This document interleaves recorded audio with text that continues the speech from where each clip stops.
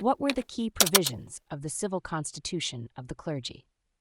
If you're curious about the significant changes the French Revolution brought to the Catholic Church in France, you're in the right place.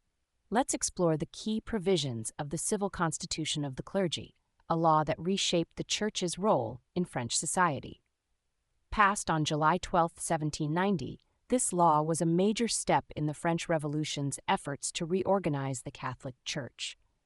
One of the main provisions was the reduction of the number of bishops from 135 to 83, with each diocese corresponding to a French department.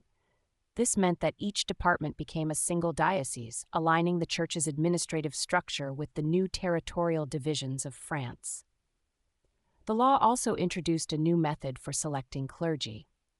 Instead of the king or the pope appointing bishops and parish priests, these positions were now to be filled through elections by the people. Elections were conducted by ballot, and the candidate with the majority of votes was elected.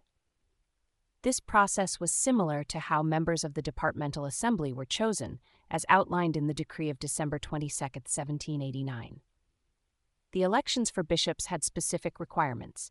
They had to take place on a Sunday, at the principal church of the chief town of the department, immediately after the parish mass.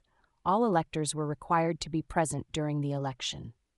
To be eligible for the position of bishop, an individual had to have at least 15 years of experience in various church roles, such as parish priest, officiating minister, curate, or superior. Newly elected bishops were not allowed to seek confirmation from the pope, but had to write to the pope to affirm their unity of faith and communion with the universal church. A crucial aspect of the civil constitution was the oath that newly elected bishops and parish priests had to take. This oath, known as the solemn oath or obligatory oath, was taken before municipal officers, the people, and the clergy. The oath required them to guard those who confided in them, be loyal to the nation and its laws, and support the constitution decreed by the National Assembly. The law also reformed the financial structure of the church. The state began to pay the salaries of the clergy, and in return, bishops, parish priests, and curates were expected to perform their duties without additional payment. Salaries were paid every 3 months in advance by the district treasurer. Another key provision was the requirement for clergy to reside within their assigned districts. Bishops could not be absent from their dioceses for more than 2 consecutive weeks in a year, unless there was a real necessity and they had the consent of the department's directory. Similar rules applied to parish priests and curates.